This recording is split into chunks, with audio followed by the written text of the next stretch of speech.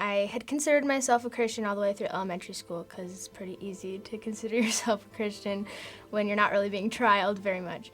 But then I went to middle school, and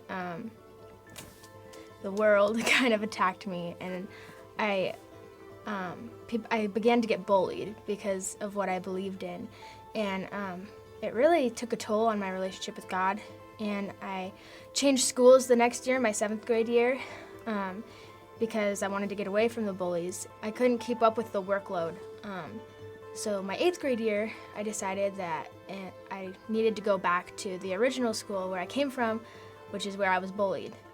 But I decided that if I was going to go back, I was not going to get bullied this time. I was going to have to befriend the bullies. So that was when I really asked Jesus to literally leave my life. I asked him to leave my life, and I became friends with the girls who are mean to me my 6th grade year, and I became really, really obsessed with how I looked and how I could make myself better.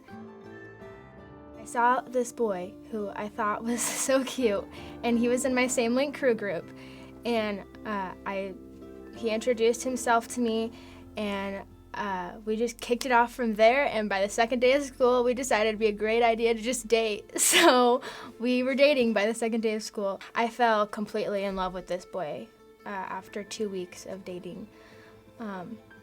But he had a lot of problems, and our relationship wasn't the healthiest, and I gave parts of myself to him that I shouldn't have. And after I'd put so much into this boy, and I had made him my everything, and I lived every single day for him, this boy broke up with me, and I didn't know what to do with myself. My parents forced me to go to church camp, and I didn't want to go, so I made my friend come with me because I was like, I'm not going alone.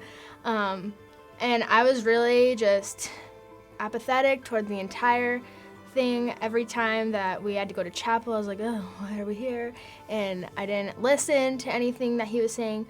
But something on the Thursday night, our speaker, Sean Kuntz, said something that really rocked me. And I don't remember what it was, but I ran out of chapel, just bawling my eyes out.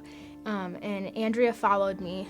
I just totally spilled my guts to her about everything that I was feeling and how I was just so lost and in this place of depression because I had lost this boy who literally meant everything to me. And she opened up the Bible to 1 Corinthians 13, 4-8, which is the verse that's like, love is patient, love is kind, etc., etc. That's when I realized that I truly loved this boy, but he never loved me.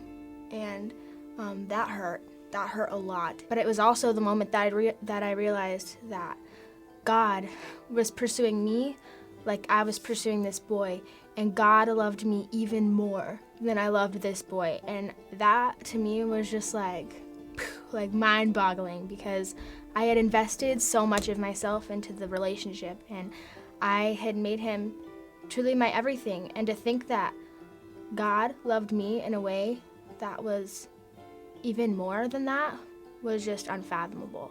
So I took about 2 hours to think about it, and I was like, I have nothing left to lose, literally nothing left to lose, so why not, you know? And so I asked Andrea to come and pray with me, and I asked Kayla Kwanowski to come and pray with me, and we all went up to the prayer chapel that they had set up upstairs, and I just said a prayer, and I gave my life to the Lord.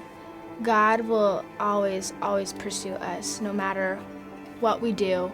His love is unconditional, and it has no boundaries, no conditions, and his love is eternal.